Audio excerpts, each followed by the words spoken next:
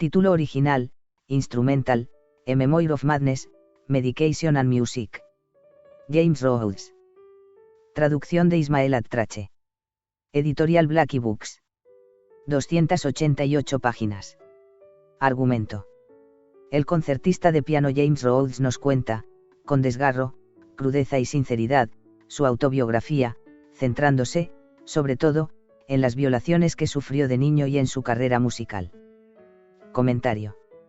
La exitosa obra instrumental, lleva, al parecer, más de 50.000 ejemplares vendidos en España, lo cual es muchísimo, y más teniendo en cuenta que se trata de una obra de no ficción, en concreto, de una autobiografía.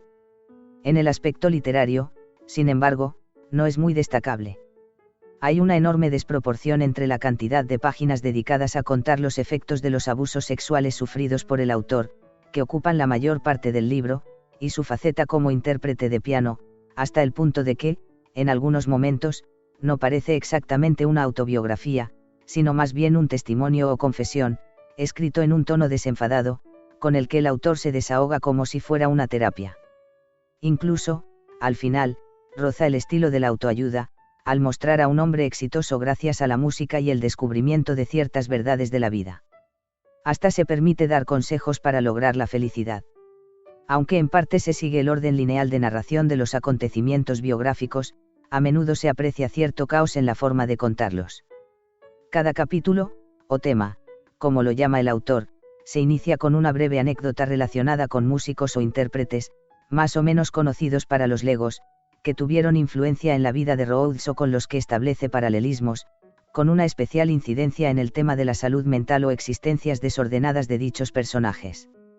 El autor dice negarse a contar detalles sobre las violaciones, lo cual me parece una decisión acertada, para evitar, como él mismo explica, satisfacer el morbo de la gente, pero resulta cuanto menos chocante que luego, en otros aspectos, no sea precisamente parco en palabras, intentos de suicidio, drogas, borracheras, promiscuidad sexual, delirios, autolesiones con cuchillas, las secuelas físicas y enfermedades derivadas de la violación, como los problemas intestinales y las operaciones de columna, y demás hechos en los que se recrea y regodea.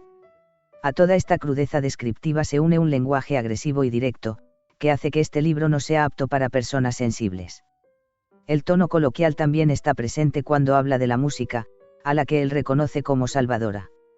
Al final, en los capítulos dedicados a su oficio de pianista, arremete contra el sistema cultural británico y sus gurús, como si de un panfleto se tratara, muy poco sutil y con más visceralidad que análisis, envolviéndose en un aire de enfant terrible, rompedor e iconoclasta. El exceso de crisis psicológicas, tics, manías, medicaciones, entradas y salidas de centros psiquiátricos, egocentrismo, inmadurez, narcisismo, autocompasión y demás, llega a agotar un poco.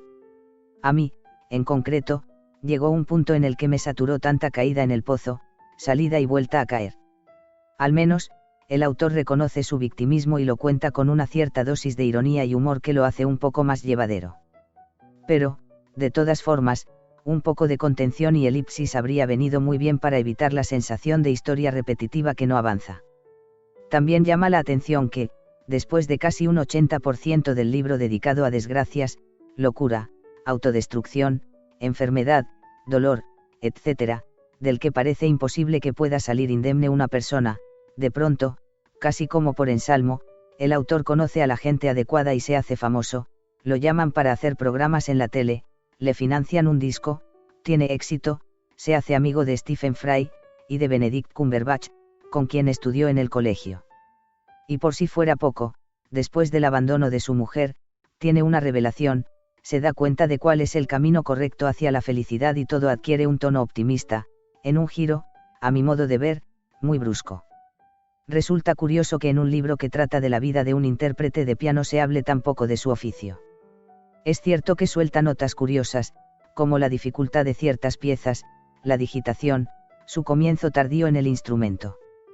Pero en el fondo, el espacio dedicado a este aspecto es muy pequeño, lo cual hace sospechar que, en realidad, el tema verdadero es el drama post-violación y el renacimiento con ayuda de la música, es decir, que tiene un cierto aroma a autoayuda e historia de interés humano, algo testimonial.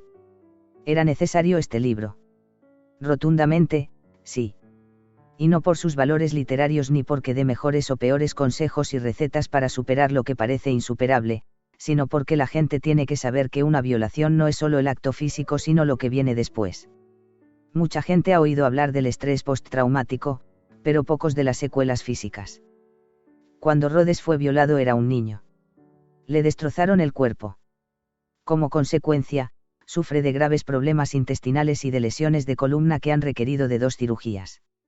Aunque este libro solo sirviera para que la gente tomara conciencia de la gravedad de este asunto y de cómo se puede destruir a una persona, ya sería de lo más útil. Lástima que las personas que cometen estas tropelías no lo leerán, y si lo hacen, les resultará indiferente.